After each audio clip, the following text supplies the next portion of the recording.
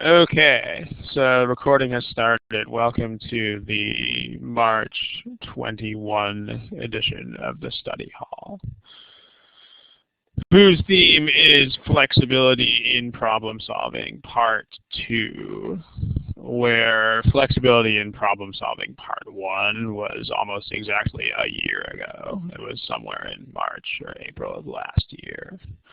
So finally, part 2 of this, where flexibility in problem solving means, someone's got a Gonzaga fan out there. Flexibility in problem solving means, approaching things in as many different ways as you possibly can. So a note about the source of these problems. These are from gmatprep unless we say they're not from gmatprep. Also, when you do these, what you're going to see, you should see them starting right now. You should see lettered multiple choice options. You should see A, B, C, D, E. They should just have appeared underneath your name.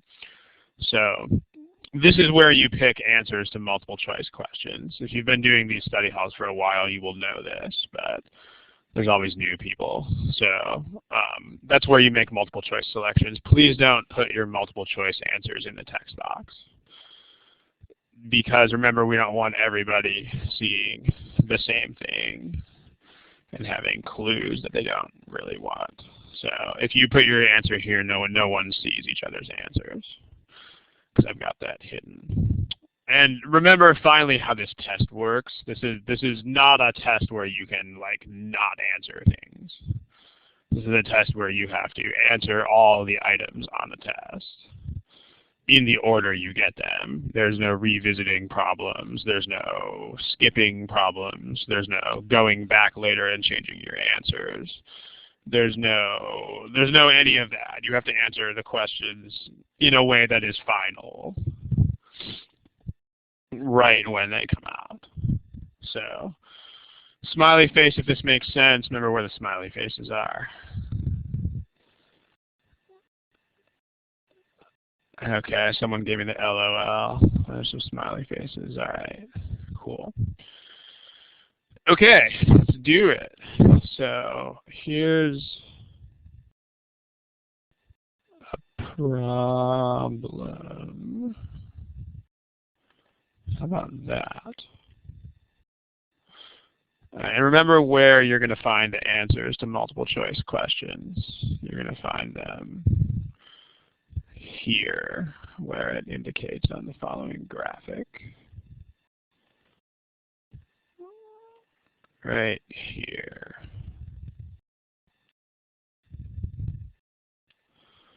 All right, here's a timer. This one's got words and pictures, so we might need to allow more time for this one. So I'll give you, up to almost 3 minutes here. Enjoy.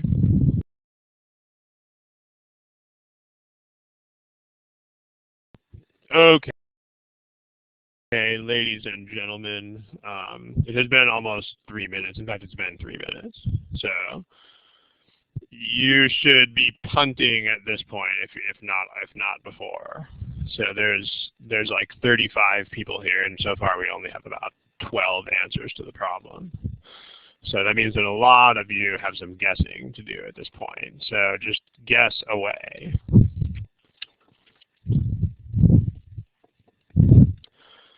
And then we're going to have some learning to do about strategy.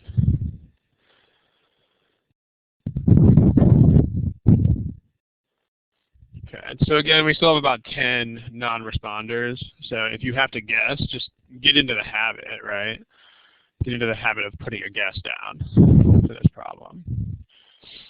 But don't hang on to it for too long. By the way, a reminder for those of you who are late to the session, in this basketball tournament, these are the good guys. The good guys. The Louisville Cardinals. The Florida Gators are also the good guys. I don't know if that'll help you on the GMAT, but it'll help you in life to know who the good guys and the bad guys are. Okay, back to the problem. So let's take a look at it. So when it's a word problem, I mean, it's more of a geometry thing, but it is a problem that has words in it, so hence a word problem. So, I mean, we've had some other study hall themes on word problems before, but the idea with word problems is that you should read through all the words first before you do any math, and you should make sure you understand what the heck the situation even is in the first place. So remember that you should read them twice. First read, and there's whole sessions on this. I mean, there's a study hall session called like Organization in Word Problems or something where you can read all about this. The first read, you should basically ignore math or numbers and don't try to write equations. And instead, what you're doing is you just understand the situation, which is like, what are the quantities? What's happening in the situation? What quantities are there, or what things, what items or mathematical quantities are there? How do they interact? Etc. Make sure you understand all of this first. And then you want to organize in some way, which in many word problems, that means making some kind of chart or a thing like that. I mean, here a chart is probably not a very sensible thing to make because it's like a visualizing problem. But you might want to draw it, or you might not. But some sort of organization. I mean, this could mean anything from just getting things straight in your head all the way to like actually making a physical chart on a piece of paper. It could be any of those things. So be aware. Okay. Can anybody think of, so remember what the theme of today is, besides the good guys. The theme of today is flexibility in problem solving. So remember what that means. That means, that was just a cheap excuse to put that cardinal up there, I guess. But flexibility in problem solving is many, many ways to solve problems, including ways that are not textbook methods, right? So can anybody think of a way to solve this problem that is not algebra? If you can, then type it in the text box. Because this problem is not so bad if, oh, here's your class results, by the way. There's still 6 non-responders, which is not really what we want. So, but yeah, you can pick numbers. How about that, right? One of the most key strategies that you've got, Rajiv says. Rajiv, tell me more about pick numbers. Tell me a story about that. If you, don't type a million words, but just give me the brief summary of what you mean when you say pick numbers.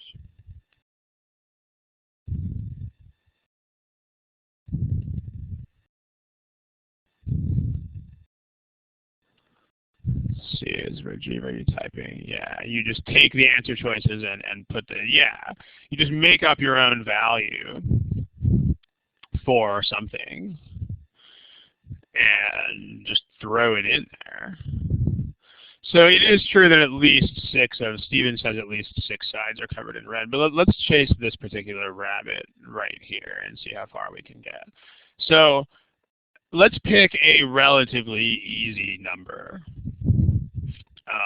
What can we pick for n here? Like, we don't really want an n that's like 15, because then you sort of have a problem of the same level of complexity as it used to be. How about 2? Hey, how about that?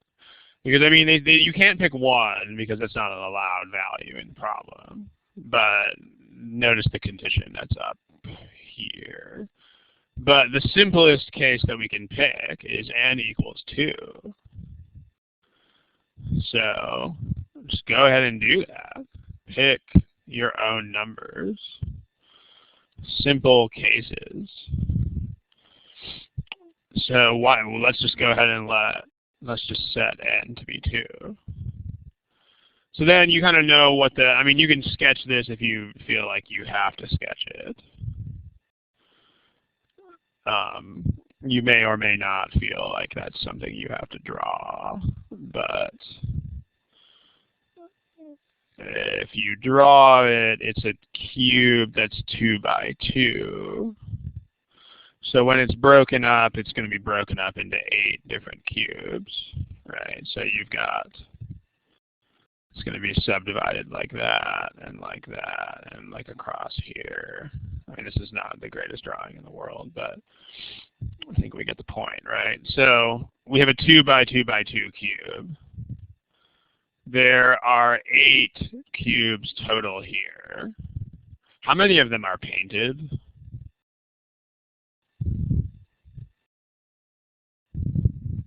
I mean, all of them are, right? If you look at this, like all of these things are actually painted on 3 sides. Like they're not just all painted. They're actually all painted on half of all of their sides. I mean, every single cube in this arrangement has 3 faces outwardly facing. So the answer is definitely 8. I mean, all of them have lots of paint on them. So all of these have lots of paint on them, all the paint, everywhere. So the answer is 8.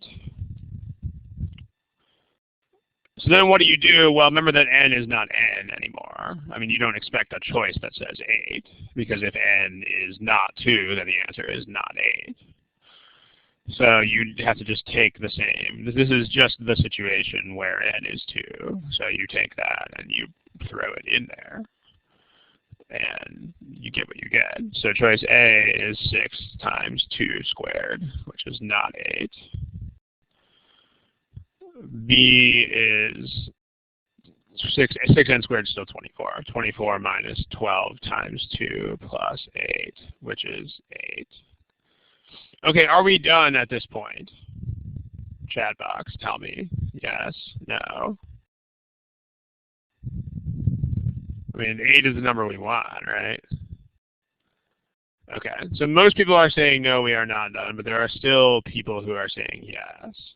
So yeah, there could be more than one 8, right? Let's make sure we talk about why this is the case. This is really important.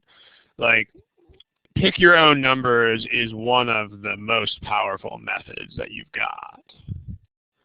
It's one, I mean, for bypassing difficult or annoying algebra. I mean, it's one of the most potent methods you've got. But you have to be careful. And I mean, it's best to use a simple, like let's use a kind of simple and easy to understand problem as an illustration of this. Like, let's say you have the following problem. What is x plus x? I mean, okay, that's not hard for anybody. Choice A, it's x squared. Choice B, it's 2x. Okay, so the answer to this is definitely B. But do you guys see what happens if you are unlucky enough to plug in 2 for x? What happens if you do that? Chat box.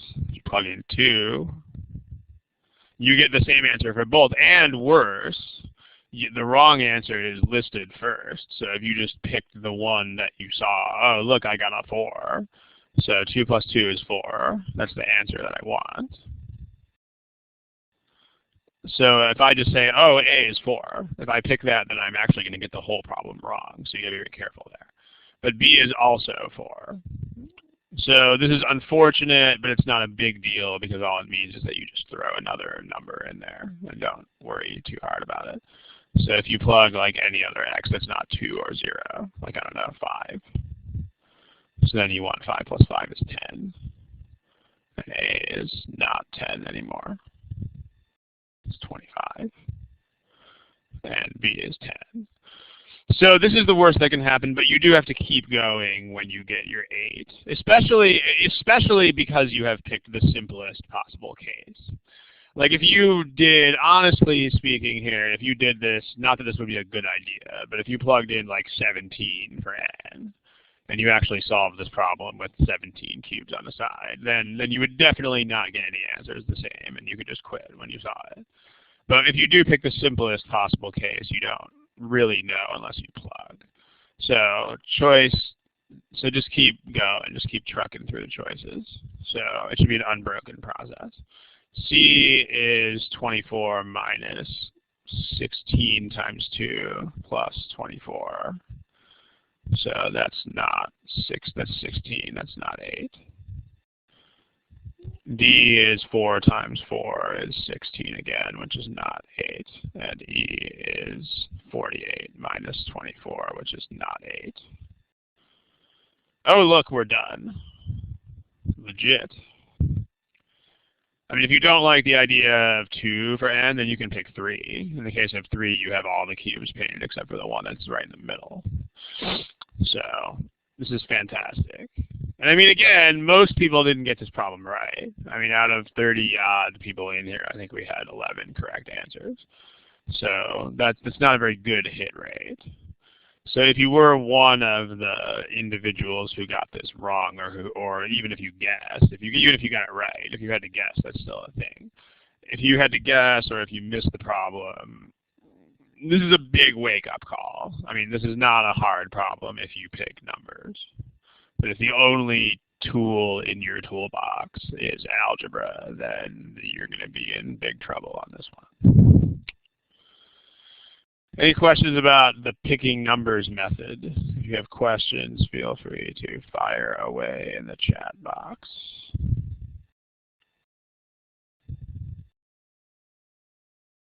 Okay. All right, no one is asking questions. I don't know if anybody is typing anything, but yeah, I mean, we're going to get there, right? But Linda, when you ask that question, I mean, of course, that's a legitimate question, but make sure that you are not asking that because you are dismissing this solution. I mean, it's hard to really say, but usually people are like, oh, I don't think I care about plugging numbers. Let's just jump to the algebra. So just make sure that that's not what's happening. As long as that's not what's happening, then great.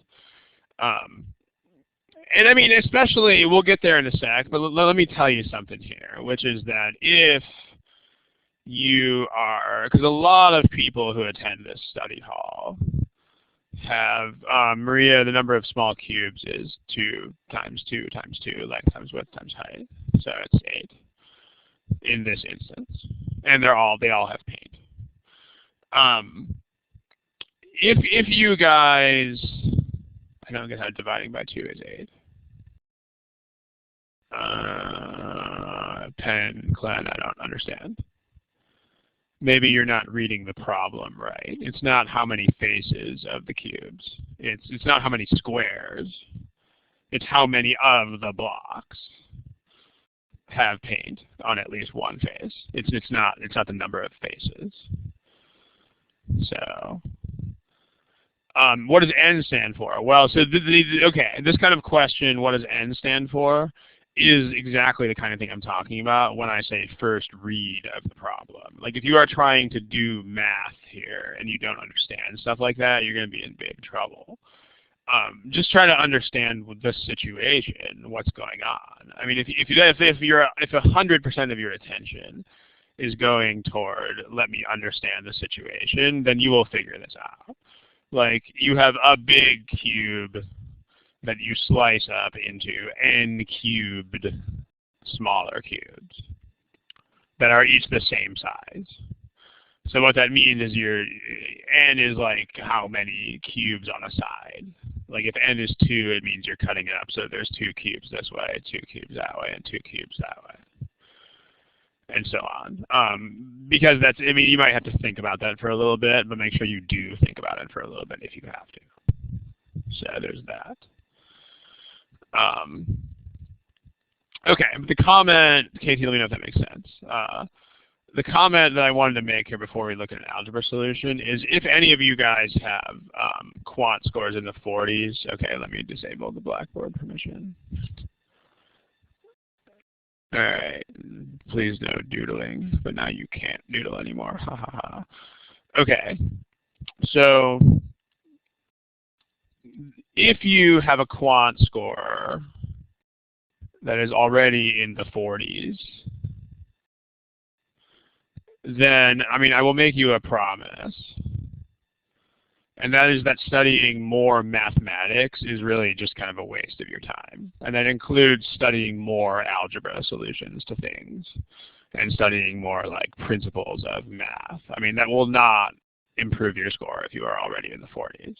If you are already in the 40s, then learning extra strategies like this one is absolutely the only thing that will improve your quant score. A reliable further improvement. It's the only thing. I mean, if you are in the 40s in quant, then you know more than enough mathematics. In fact, probably if your quant score is anywhere from 35 on up, then you know all of the math that you really need to know to take this exam. And it's this kind of thing that is the point. So meaning we'll look at the algebra solution here just for completeness, but especially the person who asked the question about the algebra solution. The best response I can give is if you have a quant score of 40 or higher already, then you shouldn't even care what the algebra solution is. Like this is the thing. This is where you're going to get extra mileage from. So, because algebra is algebra, you're going to be able to do it or you're not. But if you're not doing things like this, that's a thing. Okay. It looks like it made some of your text into an icon. Sam, I mean, you could probably post that in the. Well, you should go read the forum under like general folder because there's a lot of people asking that question, and sometimes it has to do with the way that you study. It might just be a test anxiety thing or whatever, but if you have like memorized a lot of the materials, then yeah, your practice scores are going to be artificially high. So, but there's a lot of forum threads about that. You should search and just do some reading and see what Stacy has to say about that. Okay, so here is, let's look at a general approach to this. But remember, what you should get out of this is the, oh wow, I should have picked numbers if I didn't pick numbers. All right, here's the problem. So I mean, there's a couple of ways that you can approach this. I mean, the point is you do have to visualize. I mean, you have some sort of cube where if you're going to make a drawing, then you do have to make a drawing that is a thing. So you have to, I mean, n is a random number of things, but you do have to draw like some sort of finite number of things happening. So let's just draw it so that it's like 4, so that we're not drawing straight lines on the limited all day. Again, n does not have to be 4. In fact, in our other example, we picked n to be 2. But you have to make a picture of something that is a picture of something. So let's just draw it with 4 by 4.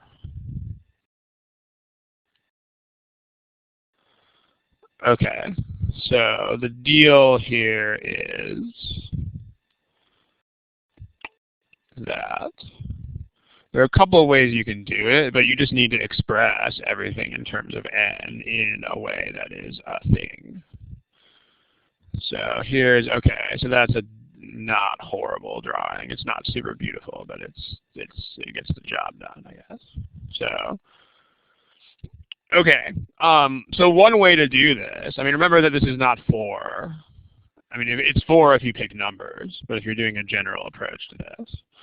So this is n, number of cubes. And we don't care how big they are because it's a count problem. It's not a measurement problem. So we don't care what the length is. Let's talk about how we might divide this up. See, because the problem is, I mean, you might think it's just 6n squared, but you might be like, oh, look, n squared, n squared, n squared. And then you have 6 faces. So A is tempting, but does anybody see what's wrong with A? Chat box. Where's the problem with A?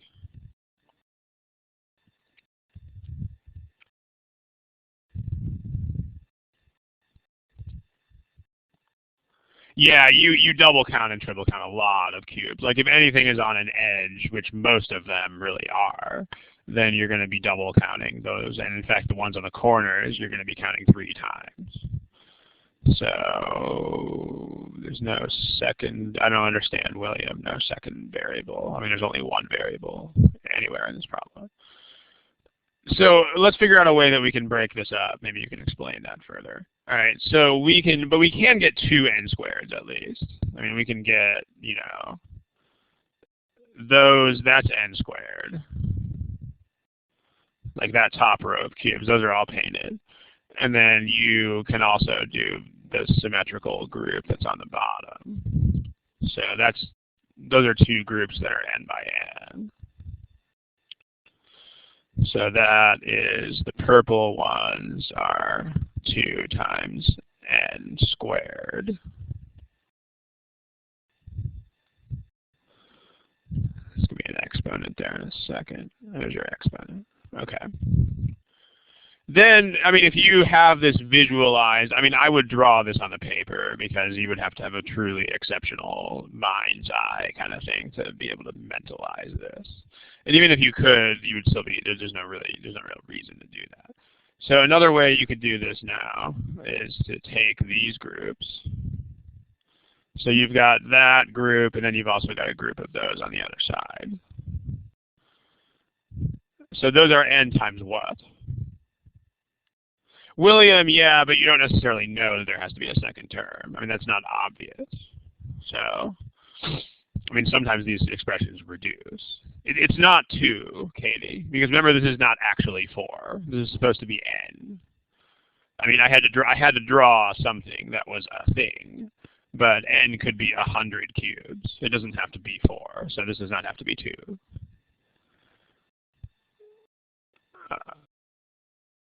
It's n, okay, it's n in one of these directions, right? It's n in that direction, the green thing is.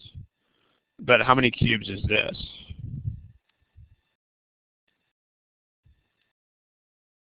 It's not half n. I mean, imagine if n was 100 cubes. Then how many would this be? It would be, yeah, Ting's got the whole expression there. But this is n cubes, and this is all of the cubes here except for the very top and the very bottom one. So it's not half n. It's n minus 2. It's just n minus the top one and the bottom one. So, I mean, again, if you need to draw more than 4 faces on this to realize these things, then you should draw more than 4. So the green cubes, the green arrangements have n times n minus 2, and there are 2 of them. So n minus 2. And then you have these, I mean, I guess we can color them blue. You have these groups that are in the front and the back of the cube. And those are n minus 2 on both sides. And you have, there's also a blue group in the rear of the cube. That's the same sort of thing. So blue including the one on the back side is including the ones on the back side is going to be n 2 times, again, because there's 2 groups, 2 times n minus 2 squared.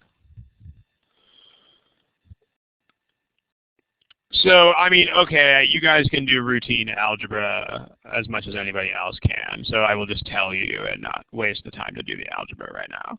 If you multiply these out and then you add them together, you will get this answer. That'll be what you get. So, how about that? I mean, this is not the only way to do it. I mean, you can also do it by I'll just, without drawing it, just so it doesn't take a million years, I'll summarize another way that you could do it. Where nu a is psi, I don't understand that. but that seems like it's giving you answer A, which means that whatever it is, it doesn't work. I mean, the last thing you really want to be doing here, by the way, is introducing another variable that you don't need. I mean, that would be the worst possible thing you could do. Okay, so the other thing you could do is you could realize instead of, if you can do this indirectly, I'll just give a verbal description of it and try to visualize it, because if I have to draw it on the board, it'll take like 15 minutes to draw it. So indirectly, let's think about the cubes that are not painted.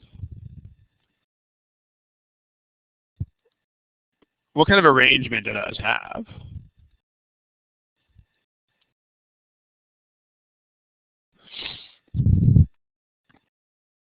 Anybody know? Chat box? It is. It's a smaller set of cubes, but you can be a lot more exact than that. You can tell me precisely what sort of arrangement those cubes have. That's closer. No cigar. It's not n-2 squared, although it's very, very related to that.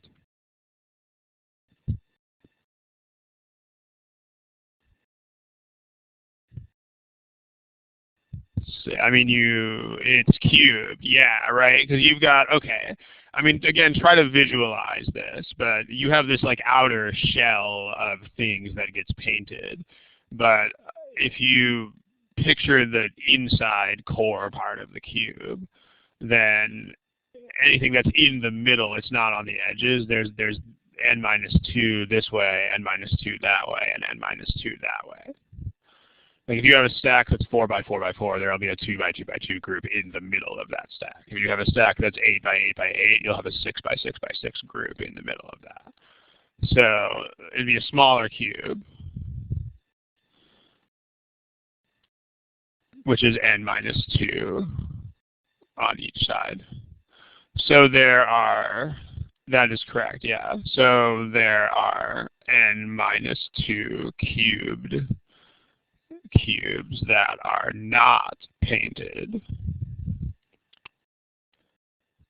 And so if you want the ones that are, you can just, that's not supposed to be a 3. If you just want the ones that are painted, then you just take the ones that are not painted and you subtract them from the total number that you have. So total of n cubed. So you just do n cubed minus n-2 cubed.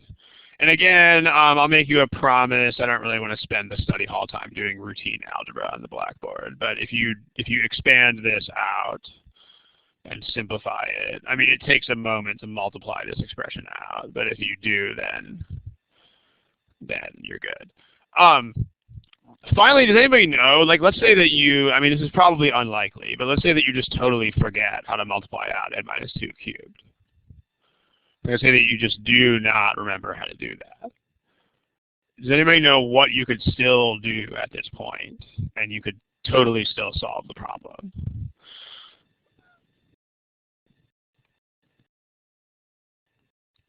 Or let's say you're just lazy and you don't even feel like, yeah, you could still plug numbers, right? You could just plug a number into this, and then you get a number out. Like if I plug in, I don't know, 5, then I get 125 minus 27, which is 98 cubes. And then if I plug 5 into these choices, that one will be 98, and these ones won't. So you can always still plug in numbers. It's always a thing. So there you go. So we got 3 different solutions to this. Those are certainly not the only 3, but those are 3 is the point. So we have, but most importantly, make sure that this method of just picking a number is on your radar. Because, I mean, look how, I mean, I know that easy is a dangerous word here, but look how easy this method is compared to those other ones. I mean, compared to having to carefully enumerate things in a picture, or compared to having to actually visualize the interior of this stack of cubes. I mean, this is a cakewalk compared to those things. So if you don't have things like picking numbers on your radar, then you are at a extremely severe disadvantage compared to people who do. Just make sure you know that that's a thing. Okay. Let's do, if you picked an odd number, it wouldn't be any different, Elias. If you picked an odd number of cubes, it would be precisely the same story. Because this doesn't, remember, you're not dividing anything by 2 in this problem. I mean, you're just subtracting. So if you had 3 cubes on each side, then this would, the green width here would just be 1 cube instead of 2. So if you had a 3 by 3 by 3 arrangement, you might be able to just picture this in your head. But if you had 3 cubes on each side of the arrangement, then you would have exactly 1 cube in the interior of that. Like imagine a Rubik's Cube. You know, I mean, there's stickers on everything on a Rubik's Cube except for the the pivot in the middle that everything goes around. That doesn't have any stickers on it. So, I mean, 3 is actually kind of neat because you can literally, I mean, most people have seen Rubik's Cubes, which will help you visualize this if you have trouble. Okay, let's move on to a new piece of newness. How about that? Right, remember again where you find multiple choice answers. Multiple choice answers are found here. Please do not post them in the chat box. Thank you. And here's a clock.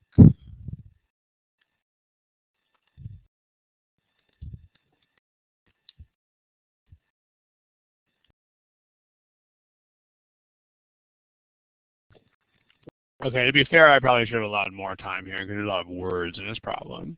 So here's some more time.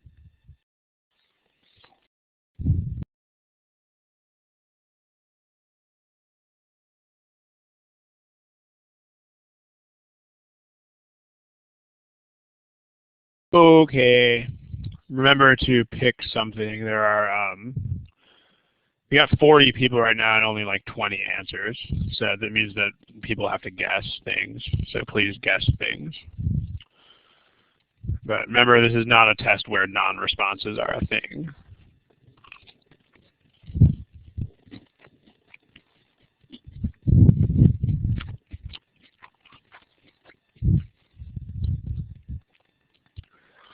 Okay. Let's see. We've got 22, 30. I mean, there's still 6 or 7 non-responders, but let's go ahead and get this moving. Remember, guys, if you are one of the people who's not answering the problem, I mean, you know what that, there's not too many of you, about 4 out of 39. So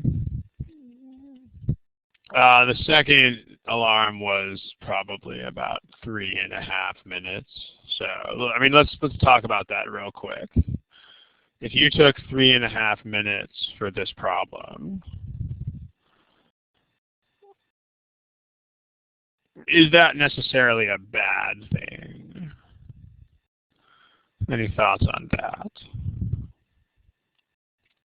Depends. Okay, Frank, depends on what?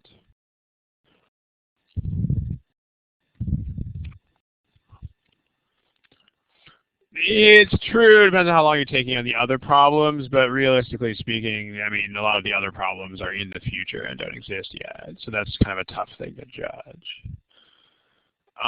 Yeah, Rajiv is kind of getting at what we're getting at here. I mean, not inherently is the first point. I mean, most importantly, you know, for the love of all that's good in the world, people, make sure that you do not think that 2 minutes is a limit. If you think 2 minutes is a limit, then you will never finish any long problems. Because, I mean, 2 minutes is not a limit. 2 minutes is an average. I mean, think about what an average is. An average is like an average. That means that longer problems will take more than that much time, and it means shorter problems will take less. So, therefore, I mean, the point is that it's okay. I mean, it's perfectly understandable to take more time here because the problem is very long. And notice this is not an observation about, I'm guessing, difficulty, because people can't guess difficulty. But there's a lot of stuff happening in the problem. On the other hand, the point Rajiv makes is a good point, though, which is if at any point you are stuck,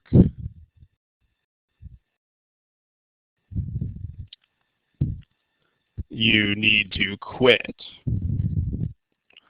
That's the point. I mean, if you spent 3 minutes and you were actually doing productive work for 3 minutes, which is unlikely but not impossible, especially if you took a long time to read the problem, then fine. But if you were ever at any point just kind of like pushing variables around at random, or just doing anything for no apparent purpose, then you should quit. And remember what quit means. I mean, quit doesn't mean you have to leave the problem right now. It means if you can think of something else to try, then try it.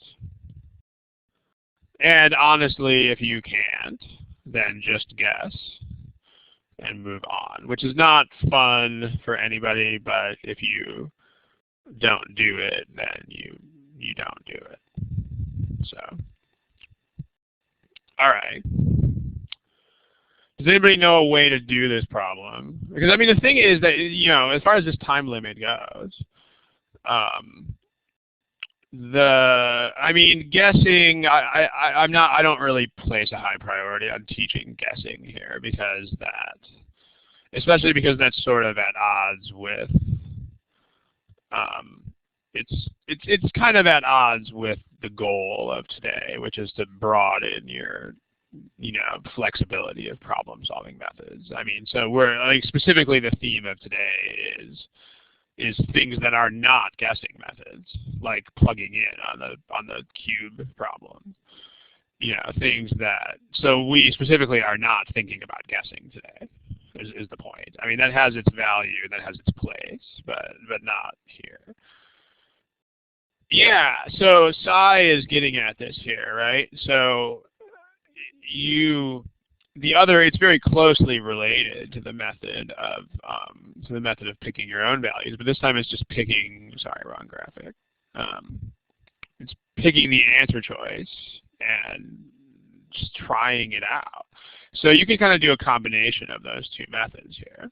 So you can do a non-algebra method by first you can pick your own number. I mean, let's just pick your own n.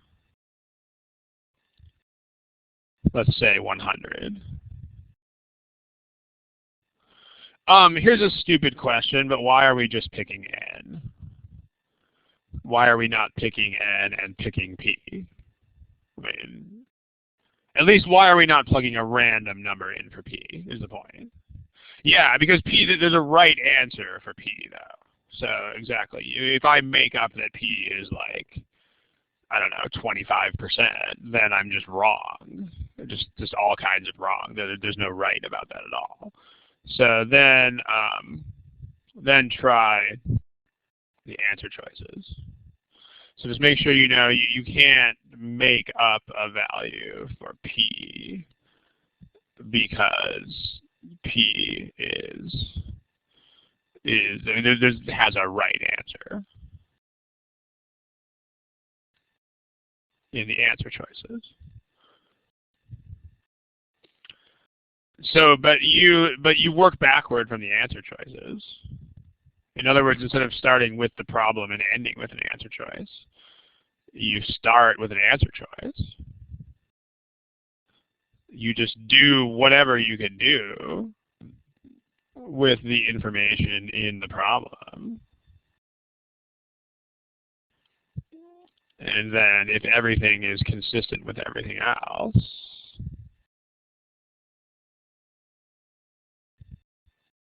then you're good. And unlike the making up your own values, here you do not have to keep trying choices. Because it is, if you make up a value, then it's possible to get a coincidence. But if you use their answer choices, then 4 of them will just be wrong and 1 of them will be right.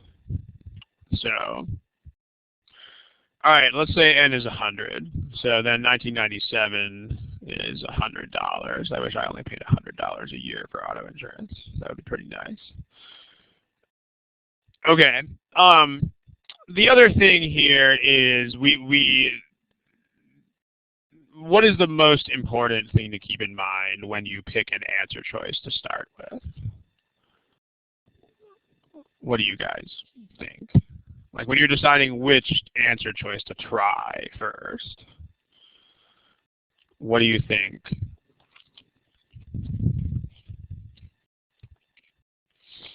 Yeah, I like what William is saying. I mean, it's not, you cannot memorize a choice to start with. I mean, there are problems where C is a good place to start, and there are problems where C is a bad place to start. Same thing with B or D. But William's got the point here. The point is that you want to pick a choice that is easy to work with. Because that's really what it is. You don't want to waste, you don't want to be inefficient here. So like, I mean, 33 1/3 and 36 and 44% are not that great. So meaning I don't really want to work with those if I don't have to work with those. So let's just start with 50%. Because I mean, 50% at least is a very easy number. So let's try that. So yeah, fine, but we're not doing algebra right now. Okay, so let's just try E, 50%. Then that means the 1998 premium was $150.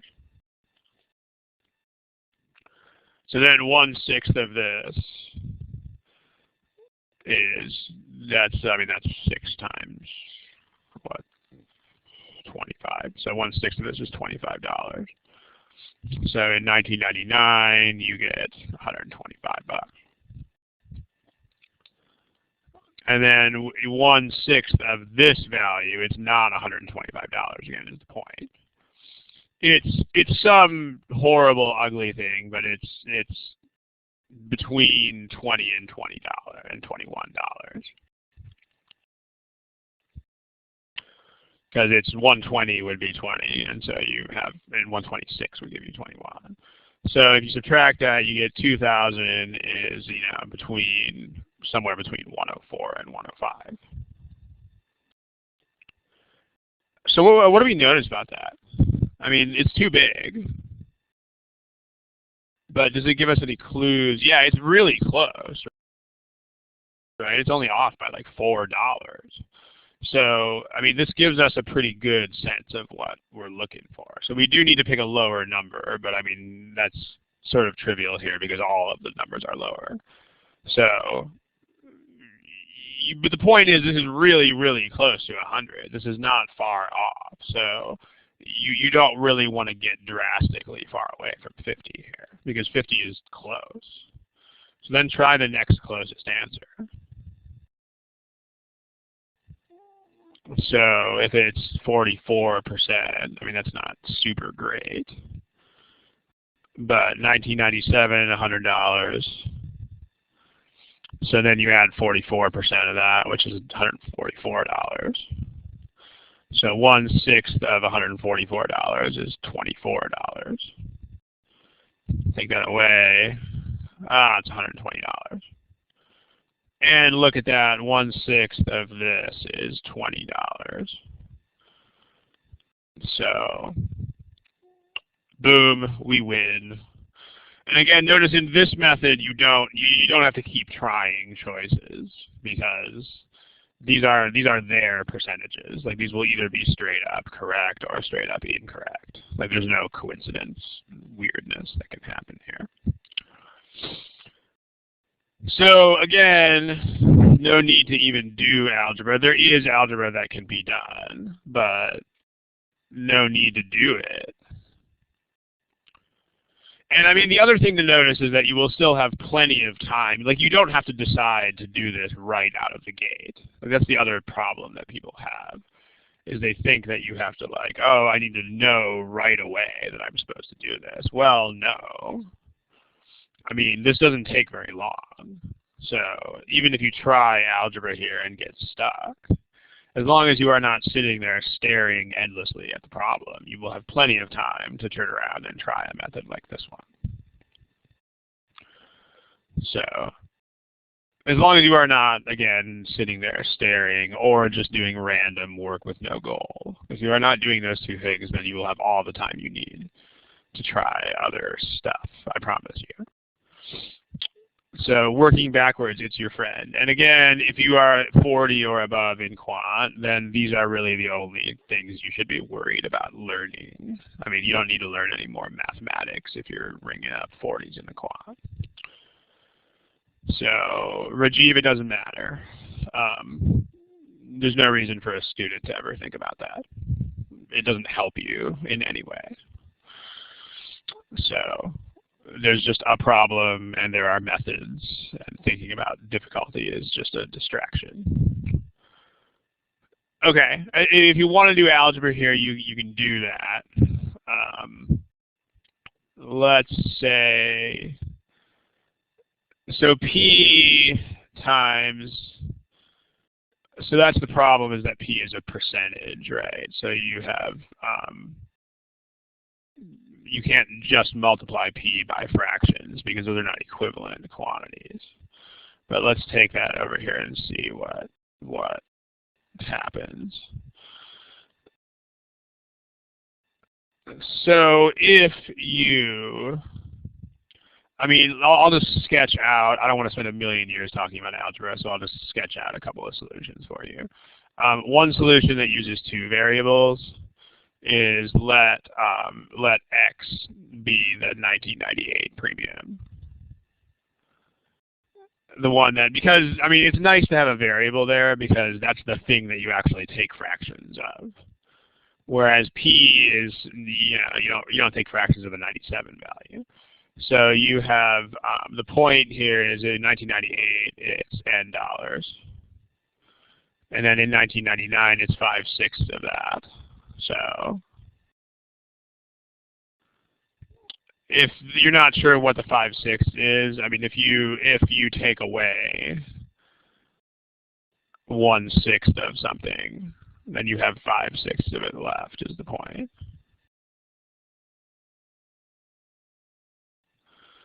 And so then 2000 premium is that times another 5/6. So it's 5/6 times that. So that's 25N over 36. That's actually X. These are all supposed to be X. X, X, X, X. So, and then the point is that this has to equal N, is the point. So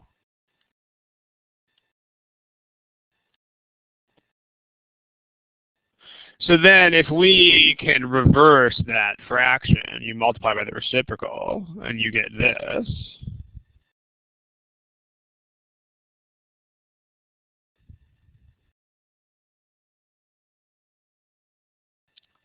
That's, I am just dyslexic today. That's supposed to be an X.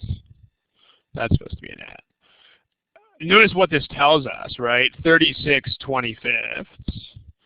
You can multiply that by 4 on the top and the bottom, because then you get your denominator of 100. So that means 144% of N, which means that it's 44% more than N. So you can do that, and that's a solution. It's not the only one, but it's a sketch of one. If you use one variable, I'll just show you how the equation is set up, and then you're pretty much good from there if you know how to do the algebra. So if you want one variable here, yeah, Peter wrote in the window how to do the percentage increase. So you put this on a flashcard. This is the kind of thing you should know by heart. To increase a quantity by P%, that's multiplication by 1 plus the fraction P over 100.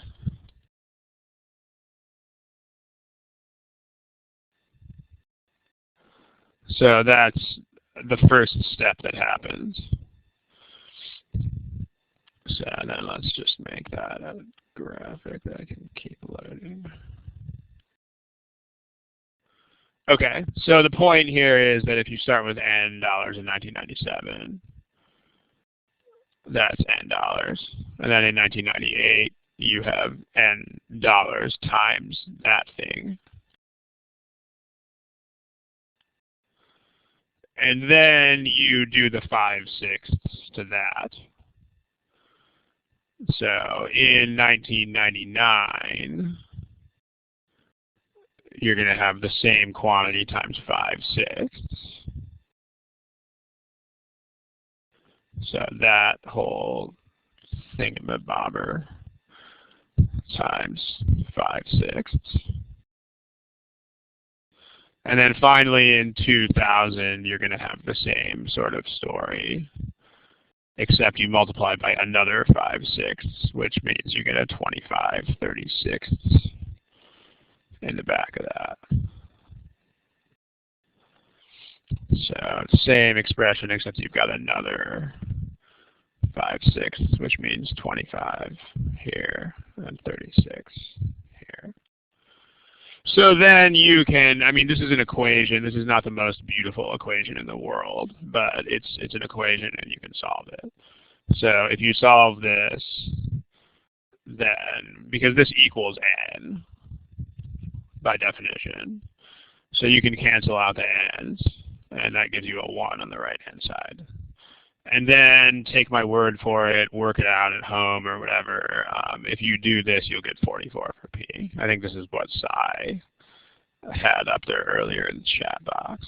So, good times. But again, the point is not just this. I mean, at the risk of sounding like a broken record, the point is that you should be just as able to do this as you are to do the algebra. The other really important point is that you should not think of this as a backup method. Like it's not really a backup. I think I called them that a couple of times, but they're not really backups. They're methods that are just every bit as good as textbook methods. So you should think of algebra as priority number 1, and you should think of this kind of method as priority also number 1. It's not priority 2. Because if you think of it as priority 2, you just won't use it, is the problem. Okay, if we really hustle, I think we can do another problem. So let's see if we can make that happen. What do you guys think of KT's question there? How do I know when plugging numbers will not work?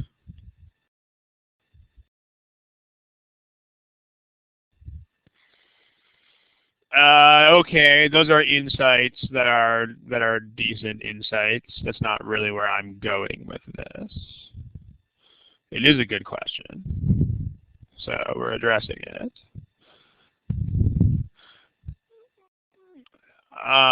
Yeah, the things you guys are writing are not wrong, but I mean they're not totally right either. I mean, it depends on what you mean by specific numbers, because like sometimes you can still pick numbers if the answer choices are numbers. It all depends on the problem. But none of you are going where I'm going with this, so let me just go there. The only good response to this, really, in my book, is just try it. You know, I mean, as long as you are not blatantly contradicting the problem, then you will be fine, right? If you, I just realized that there's a problem up there, so let's black out that problem for now. Okay, I mean, as long as you are not blatantly contradicting the problem, then you should just do things and see if they work, right? So like if you, in this problem that with the percentages, I mean, you can't make up P here, and that should be pretty clear. Because when you look through this problem, there are correct answers for P, and there are 4 incorrect answers for P. So you know that you can't make this up, and I think that's where the people in the chat box are going with this. But apart from that, if you're not sure whether it will work, the only reasonable thing for you to do is just give it a shot. Just try it and see if you can get it to work. Because remember, the whole point with time management is as long as you are not, I mean, if you quit other methods, as soon as you are stuck,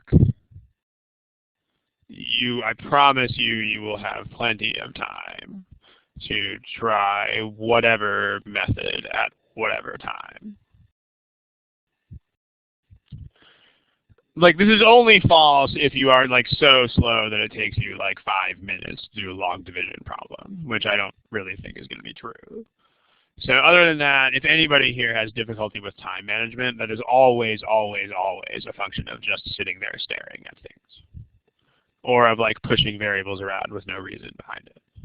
If you just don't do those things, you'll be fine. So it's the best answer I've got. Just do it. See if it works. Okay, so try that.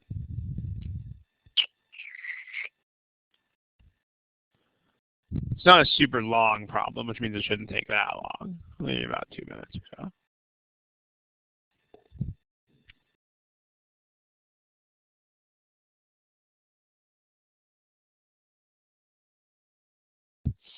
Okay, on this problem I will give you a fair warning, and the fair warning is I wrote this problem for the GMAT challenge problem archive, so this is not going to be a super, let's just say this will not be super easy. But yeah, if you don't know what the challenge problem archive is, you can, it's in your student center. It's kind of, the problems in there are super obnoxious, kind of nerd fun. Like, they're way harder than anything you'll see on the test, but they're still a good place to develop these skills. I mean, because you can still throw the same kinds of approaches at those that you would at normal problems. But go ahead and guess. I mean, this problem is, again, there's like 12 of you who left this blank. So let's get some guesses in there. I mean, no shame in making a random guess here. This is probably harder than anything that GMAT will ever give you. So so we're kind of all over the place. I mean, the answer that most people are giving here is not the correct answer. This is not C. So looks like people are kind of just guessing at this point. So that's cool. That means there's some learning to do. So one thing that you want to be able to do,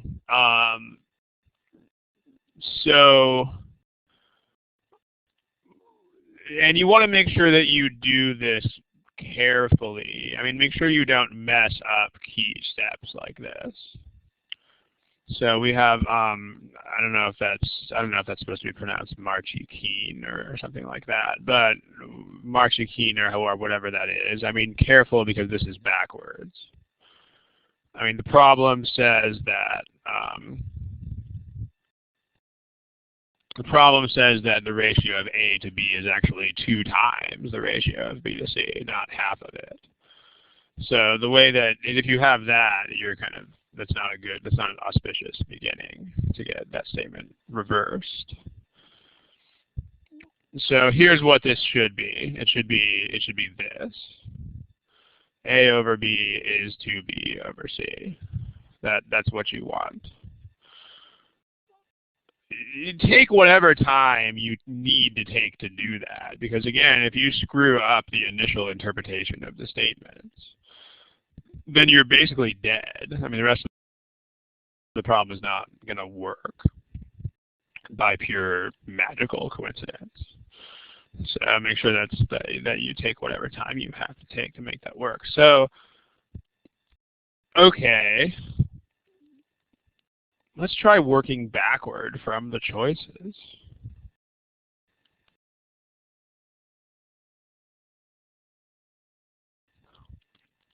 So, I mean, let's start with choice C just for fun, because that's no good reason. They're all random choices. You could literally try these in any order at all, because like, this is a matter of things being integers or not integers, so there's no such thing as too big or too small in this problem. So literally, you can try these choices in any order at all. It's just kind of random. So don't deliberate too much on which one to try first. Just pick one almost at random and try it. So since most of you guys seem to like choice C on this problem, let's try choice C. So A is 20% less than 28% less than C.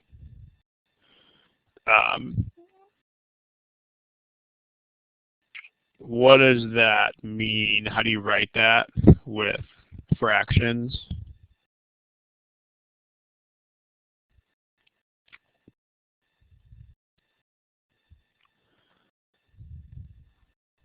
Chat box. How do you write that with fractions? Or what percent of C is A? If it's 28% less than all of it, then it's 72% of C. So, or A is 72C over 100. Which you can reduce that to, you can take a 4 out. So that's 18C over 25. So then let's substitute that into that expression up there, because that's the only thing that's literally the only thing we can do is substitute and just see if this is a thing. So if we have A over B, so that's 18C over 25. Divided by B is 2B over C. I mean, there's a number of ways that you can handle this thing, but one thing you can do right now is you can take a 2 out of the top and of both fractions. So you can strike the 18 and make it a 9, and you can strike the 2. So that is 9C over 25 and 1B. So if you cross multiply this, you get 9/25 C squared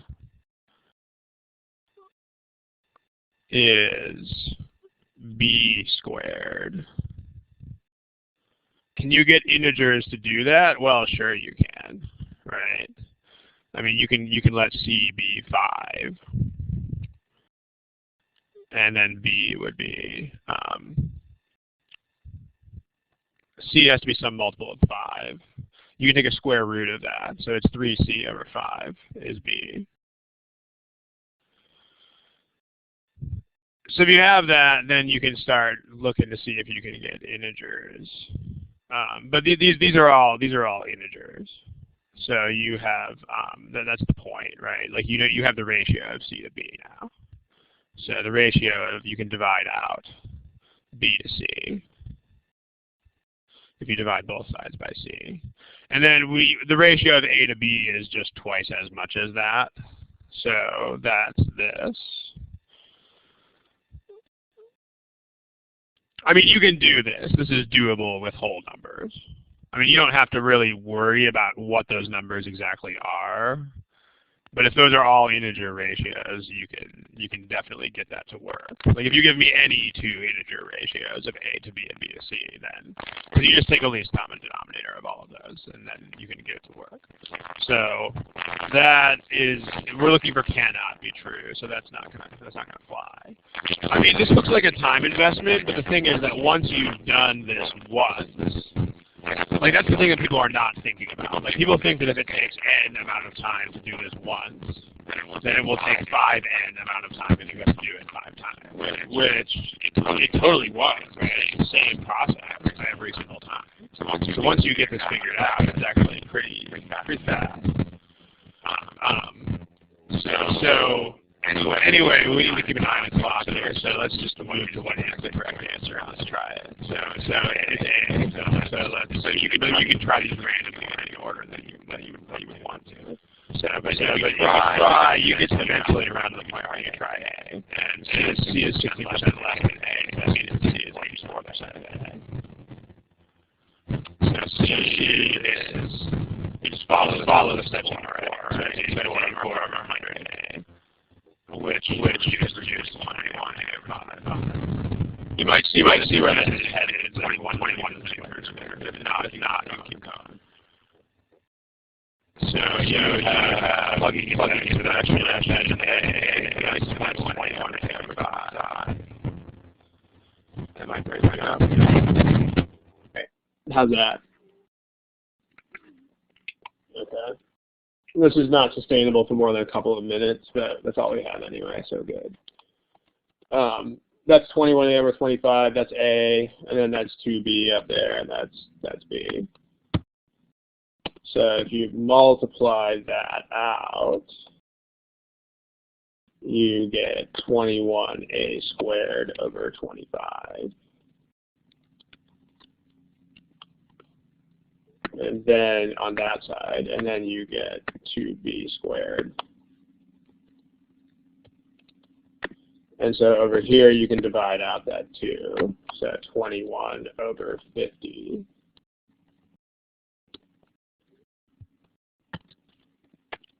A squared is B squared. So the problem is that, remember that both of these numbers are ostensibly supposed to be integers.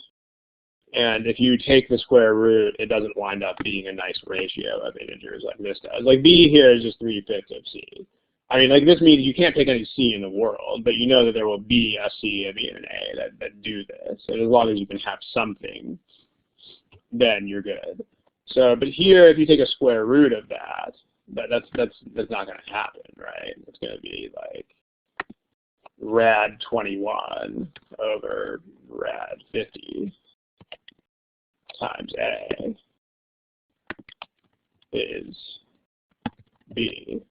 I mean, there's no way that this is possible with integers. Peter, maybe I'm not communicating effectively, but I tried to, I mean, I've said several times that there's no clue at all which choice will, because there's no too big, there's no too small, there's no way of telling what is going to happen with these. So you're literally just trying them completely at random. But the more important answer to that point is, to Peter's question here, the much more important answer to this question in general is, because C was random too. Like I only started with C because like half the crowd here picked C. That was a random choice. I mean, but the general response is, if you don't know the answer to this right away, then just guess a choice. I mean, that's the point, right? I mean, that's really where the rubber hits the road, is whether you just do stuff when the pressure is on. I mean, if you don't immediately within like 3 seconds or something see, and you know, okay, I need to go in this direction or something, then don't worry about it. Just throw in a choice. As you can see, it doesn't, like, it takes a little while to figure this out the first time, but then plugging in more numbers is very fast because the process is the same. So there's no difference. Hope that helps. Okay, this problem is going to be in the challenge archive at some point in the near future. So I mean, there are other ways without working backwards to solve it. I mean, you can do it with all algebra if you let this ratio be R, and then this ratio would be 2R. You can do that. We have to close up shop here, but look for this in the challenge problem archive in the near future. And Maria, not really. You'll have to wait for it to show up in the challenge problem archive. But that would be a nice opportunity for you to sit and play with it for a little bit if you want to. I mean, this is already a solution. I mean, we're done. We solved it, right? Because this is impossible with integers. So if you're asking what's the answer to the problem, the answer is the first choice. Because you can't have integers that are rad 21 over rad 50 times another integer.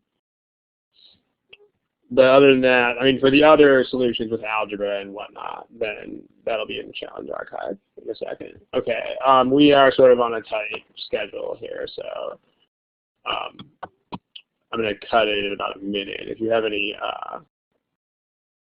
Maria, yes, that's what I was saying. It will be in the challenge archive, and there will be additional solution methods at that time. But yeah, okay. So let's quit it. Again, in closing, these are the good guys. Them and the Florida Gators. Gators aren't playing today, so these are today's good guys.